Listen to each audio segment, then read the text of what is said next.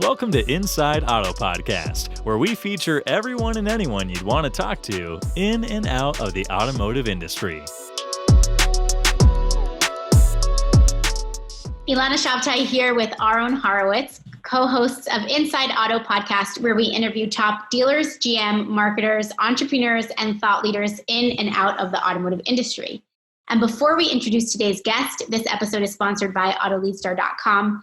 The AutoLeadStar platform is built on a technology so powerful it allows you to market, sell, and service cars as you would in the real world at scale and online, making one-to-one matches between shoppers and inventory. AutoLeadStar is the only platform that is powered by scale, speed, and specificity to change the way dealers do marketing today. All right, Aaron, we are back. What's going on? Yes, indeed. This is an exciting day. We are really happy to be joined today by Jenielle. Jenielle Holderfield is, for us, by far one of the nicest people and smartest and kind of insightful people we've met in the industry over the years. And so we're excited for her to come on. Jenielle, how are you? Are you here? Good. How are you doing? Thanks again for having me on this call. I really appreciate it. All right. We're super excited. Jenielle's background, which we'll get into a bit, but Jenielle, you are the digital marketing specialist and community outreach manager at Beaver Toyota. Is that right? Correct. Yes. We have two Beaver Toyota stores and then a Beaver Chevrolet store as well. So I handle all the fun jobs, actually, the marketing and all of our community outreach, donations, sponsorships, the website. So a lot of the fun stuff.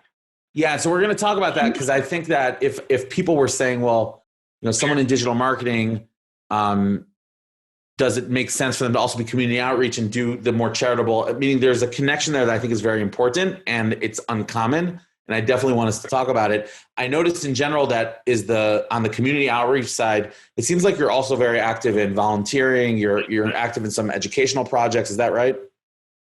Absolutely. So I'm going to try my best to not ramble on, but I get really, really excited about this.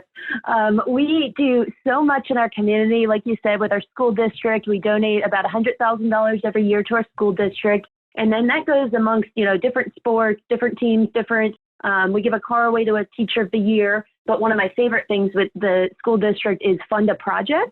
And that's basically, we have all the teachers that can submit what their grants are. It could be a field trip, or maybe they just need a rug for the classroom. Whatever the project is or the item they need, we fund those. And then we bring our mascot, which we can, I'll tell you that in a little bit too, but we bring our mascot in and we tell them, hey, congratulations, we're funding your project. So that's a really fun thing that we do in the community. We've given away cars to local heroes, police, firefighters, nurse, teachers, military. So we've done a lot of that. And then we also do our Acts of Wow. This is really exciting. So every week we'll go out in the community and just do something to wow somebody. We'll go to a restaurant and just pick up their tab and pay for their lunch. Or we'll go to a gas station for an hour, walk up to the different pumps and swipe our card instead of them swiping theirs. We've, what else have we done? We actually set up downtown where we serve the homeless on 4th of July. We got our whole team out there. We brought a couple of barbecues. We cooked, we served, and just something different each week, getting out into the community. And it's exciting. It's exciting what we get to do. Yeah. So I find like what's so interesting about Beaver is that there's this kind of fusion of the character that dealers maybe had stereotypically 30, 40 years ago, with kind of those like an oversized presence, the really creative, the mascot, as you mentioned, the strong identity with a sense of kind of modernity and social impact. And then with extremely impressive systems and marketing, it kind of like all comes together into this really interesting example of like, I think it's pretty unique in the landscape. Do you guys, how organic is this, or how thought through is this? Like, is this a reflection of you and your team, your ownership, or is this like an actual business strategy plan that's been really thought through? I'm just curious because it's such a different kind of animal, no pun intended, than what you see in most dealerships today. It's just truly who we are. Mike and Linda Beaver, the owners of Beaver Toyota and Beaver Chevrolet, are good, caring people. Their family, they have a lot of teachers in their family. That's why education is very important to them. But it's really, I mean, from the top down, we've had a lot of people, even people in detail department. We've had salespeople, service people come to us with, hey, I heard about this. We should do this in the community. So it's not just one person that says we have to do this. It's everybody that built it into who we are as a Beaver family. Is this is who we are, this is what we do, and it's our job to give back to the community. And of course, yeah, there is two sides to it. We do get customers that may come in because they heard what we've done in the community, but that's not the reason why we just do it. We do it because it's the right thing to do. We want to give back. And we hope that they'll pay it forward, and maybe they'll give back to somebody else as well. We'll pay for your lunch. Well, maybe you pay for another person and you change their day as well. It's just who we are. Yeah, I think it's very exciting and interesting, and a nice model of, for me at least, why this industry is special, in that it is so rooted in community in a way that many multinational or massive enterprises are not able to be. And so you have like the stores that you mentioned, some of which I've been in. They really are like community hubs. It's incredible the things that you guys do. Anyone who has not been at the Cumming, Georgia location of the Beaver Auto Group should absolutely go see it. It is incredible, from the kids area to the fire pit outside. I mean, it's unbelievable. So yeah, that I think is very important. So Jenielle, backing out a bit, something Ilana and I always like to get into it is, what's your origin story in auto? Because everyone seems to have a different take or a different path. Very few people started sort of oriented towards auto, but then once they got in, they kind of fell in love. How did you get there? Like, what's your story? So it's a pretty funny story. So I actually went to college. I did communications, broadcast track. I did minored in advertising and minored in business, and didn't really know exactly what I was going to do with my life, but I was really excited about those fields. Well, I happened to have an internship with a radio station, and long story short, basically after college, I ended up getting a job at that radio station, where I worked there for about 4 years. And it was great. I loved it. I learned so much. I got to go to concerts all the time, meet a lot of artists. It was a really fun out of college job, really learned a lot, but felt like I kind of hit my peak with the company. I wasn't learning, I wasn't growing. There was just no more growth for me there. So I gave them my 2 weeks notice, and I was actually offered a position at another radio station. They kind of created a little position for me, just part-time. It was in Palm Coast. And this is what actually kind of, I guess, led me to the dealership, because we were doing an event at a school, and we put this back to school event on where Beaver Toyota actually sponsored the event. So me and our sponsor, we actually shared a table together where it was Beaver Toyota / the radio station stuff on the table. Well, through that partnership, I met Matt Calavan, who was the general manager of Beaver Toyota in the St. Augustine area at the time. And he kind of looked at me, we talked for a little bit. He said, I want to talk to you. And I was kind of nervous. Okay, what about? And he ended up offering me a part-time position doing, what was it? I think it was promotions. It was helping out with the social media at the time and just some of the events, promotions. Well, within a month, it led to a full-time position. And I'll never forget the day that Matt told me, I need you to buy this keyword. And I looked at him like, what do you mean buy the keyword? I had no idea what that meant. Buy a keyword. So I'm Googling, how do you buy a keyword? I'm asking, and he finally gave me a contact for a company we use, said, hey, call them up. And from there, I started to learn a little bit more about paid ads and AdWords and Google Analytics. And I just spent the next couple of months doing as much research and webinars and just reading. And a lot of it actually did come from webinars and learning a lot of the basics of digital marketing. And I fell in love with it. And I just continue to grow from there. I've been with the company almost 8 years now. And it's funny because I can remember that specific day that I worked at a radio station. Then I was asked to buy this keyword, and now I'm here. And I fell in love with it. That's a great story. So Jenielle, you learned a lot throughout the years, and you really got up to speed with digital marketing for the dealership, from everything from buying a keyword to managing 3 stores now. So how do you measure digital success at your dealerships? What are your tools? What are some tips and tricks you can share with our listeners today? So as everybody knows, it's obviously a very tough thing to do to measure success. The ultimate goal is how many cars did you sell this month? Yeah. But there's so many different variables you can use. I mean, I can days and days. And the most important thing is now, how do you analyze those reports? How do you actually look at them? What are you looking for? And I think one of the most useful tools in analytics, in Google Analytics at least, would be to set up the goals so that you know, okay, are you converting on this page or on that page, and set up the goals of what's important to you. And for us, definitely any kind of conversion. So those lead form fills and those phone calls that you get definitely tracks the success of a campaign. Looking into even deeper in analytics, some people may not be as familiar with, but assisted conversions. And that really helps measure the effectiveness of some campaigns, especially with third parties, because you could see if somebody went to your AutoTrader or Cars.com and then came to your website, and you can see those assisted conversions. Now they convert on the site. But I know there's a lot of different tools out there, but I think it's just important to remember the basic tools that you have too with those goals and those lead conversions.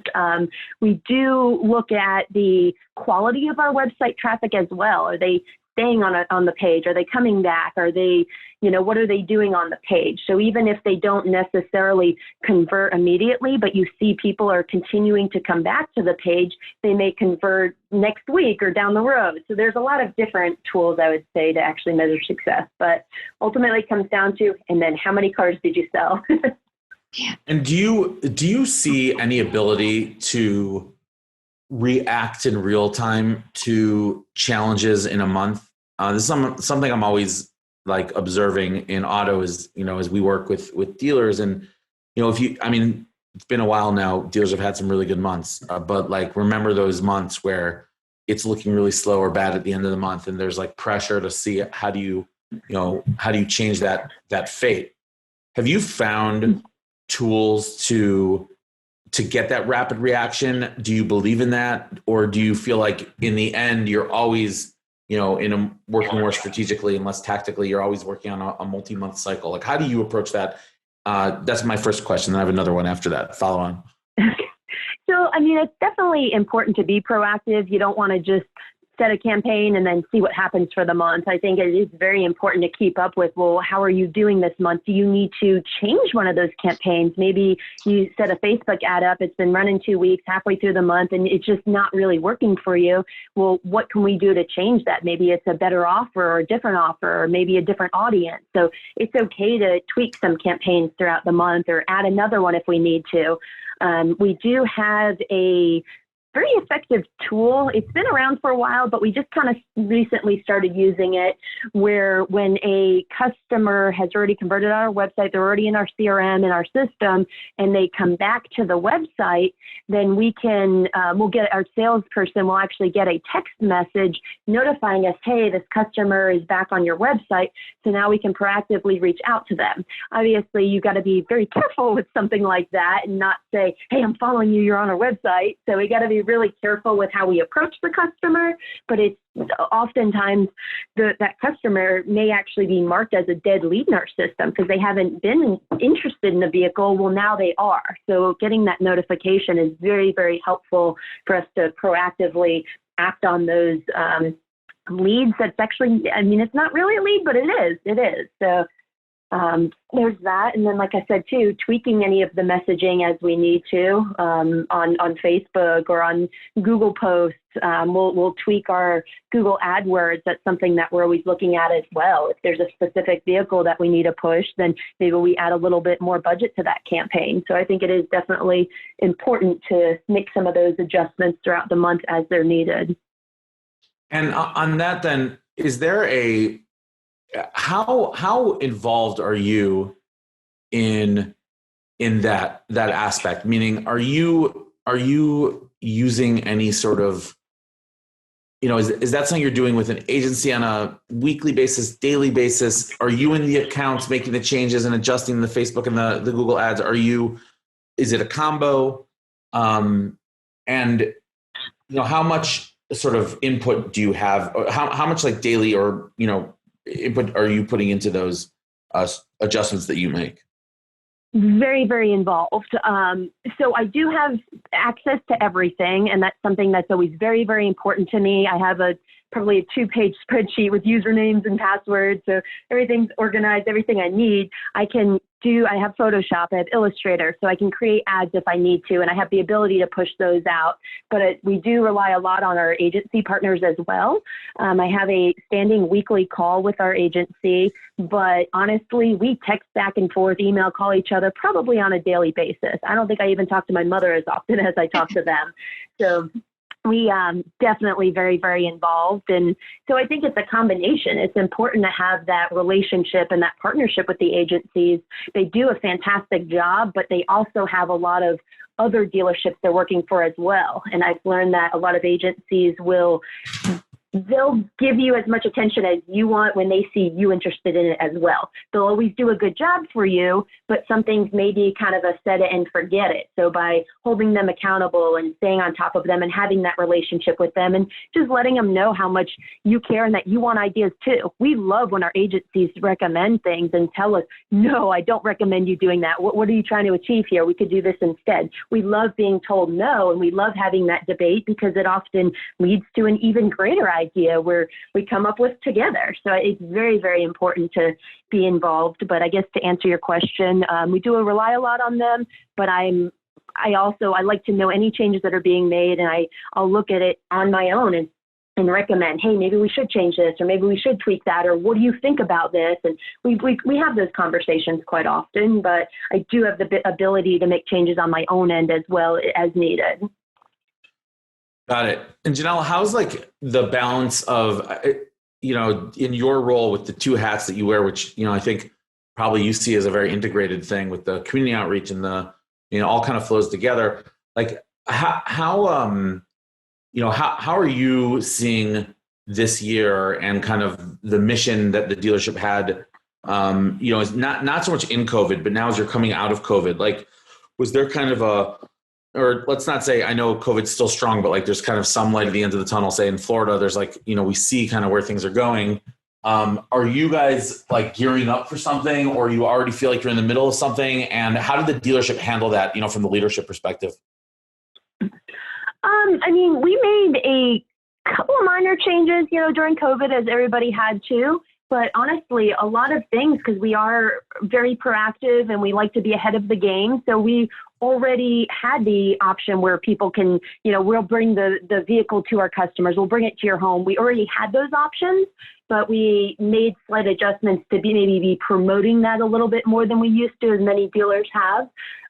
We really haven't changed a whole lot, though, because we've always had our AdWords campaigns. We always had a small budget set up for Bing campaigns. We've always had our targeted Facebook ads and our YouTube ads, and we've always kind of done those things proactively. It's just a point of staying ahead of the game and being prepared and being aware of the algorithm changes or security changes. There's always some kind of changes going on anyway. So whether it's COVID or it's a Google algorithm change, there's always something changing that we need to stay ahead of.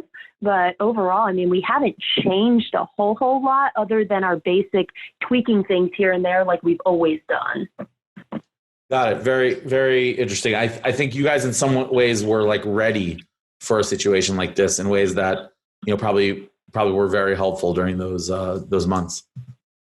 I do appreciate that. And we definitely try our best to be prepared for anything. This is something that nobody could be prepared for, but people know that being we're like doing very what we can. digitally oriented, community oriented, sort of flexible. It kind of is like the grit you need to get through a situation like what we had, Absolutely. And we came up with some ideas. And like I said, it's not always coming from management. It could be a salesperson or a service advisor. Many different people at the dealership had these ideas. People would just start cleaning without having to be told to. They just know what needs to get done. But in our service department, we had we started something where we partnered with the police department, and they knew about this very quickly, where we allowed them to come in and we completely cleaned out their car for them. And we just wanted to keep any of the germs out. And I don't know all the specific details, but I know it was a lot more than just vacuuming out the car. They cleaned out the AC system. Wow. They pushed a lot of those germs out. And we literally had a line of police cars at the dealership.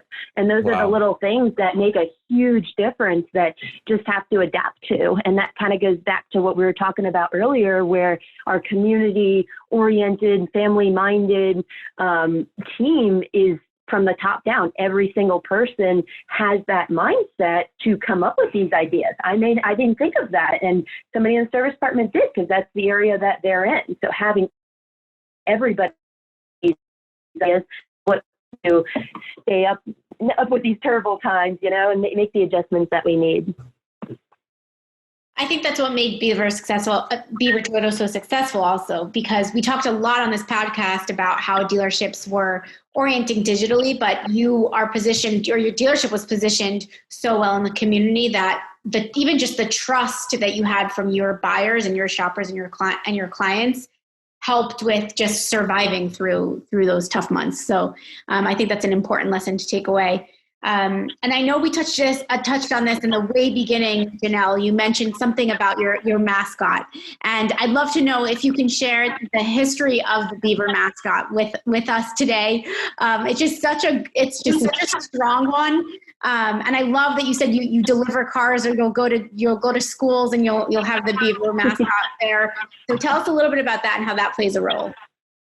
Yes. So Bucky Beaver is our mascot. Everybody loves Bucky Beaver. He was actually created about 24 years ago in our Santa Fe store.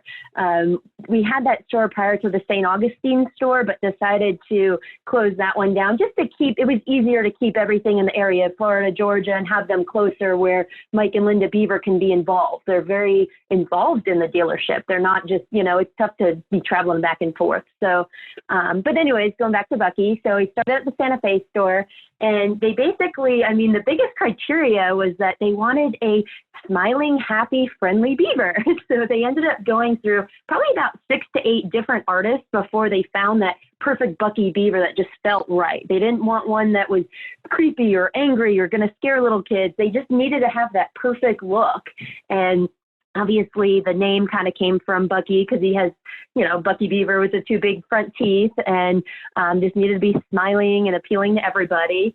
And it's actually really funny, and you can look on our Facebook pages to see pictures of him everywhere, but it's not just the kids that love him. The adults do too. I literally have pictures where we're at a festival and a group of bikers put their bikes down, and they kind of ran over. They're covered in leather and tattoos, and they're like, "Oh, hey, Bucky," and they got really excited to take a picture with him. We have pictures of Bucky Beaver everywhere. He's in the gym working out. He's playing golf. I have pictures of him at a barber shop. He's driving the golf cart, which was a little bit scary, but he just really is around the community, around the town. Everybody knows and loves Bucky Beaver, from kids to adults. Everybody does. He stands out. Good branding. Fantastic. It's fantastic. Oh, wow. That's great. Great story. Actually, it's a good note, I think, Ilana, for us to wrap with Jenielle with that story, because it's an iconic mascot by now. And everyone should check out Bucky Beaver on Beaver Toyota's Facebook page. I don't know do you guys have an Instagram, Jenielle? We do. We have Instagram and Twitter as well. And if you go to any of our websites, you can see all the links to our social media on there. It's fun. Everybody loves them. Yeah, in general, cool if you're around a Beaver store, just stop in, because it's fun. And that's, I think, it's a great experience to stop in. I think everyone will appreciate that. Jenielle, this was so fun. We really appreciated your time. Enjoyed the conversation. Thank you for joining us. No, thank you very much. I enjoyed this. Oh, yeah. So listen, for all of our listeners, the content is coming fast and furious, right, Ilana? We're doing great here. We had Jenielle Holderfield from Beaver, the Beaver Auto Group today, and we've got some cool things coming up. So everyone will stay tuned. Ilana, where can people find our podcast, and how can they subscribe? Subscribe on any mainstream podcast app. Really, we're on all of them: iHeart, Apple, Spotify. You could find all the links from InsideAutoPodcast.com. So please subscribe, tune in if you like this episode. And Jenielle, thank you so much for joining us today. Yeah, and if Thank anyone you very spots much. Bucky Beaver, send us a picture and we will get it up. It's going to go up on our link on our channels as well. So, all right, here we are. We're going to say goodbye for now. Thanks to everyone. Jenielle, thank you. And we look forward to next time. Take care, everybody. Thank you very much. Bye. Thanks for listening to Inside Auto Podcast. Check out our other episodes with top entrepreneurs and industry leaders.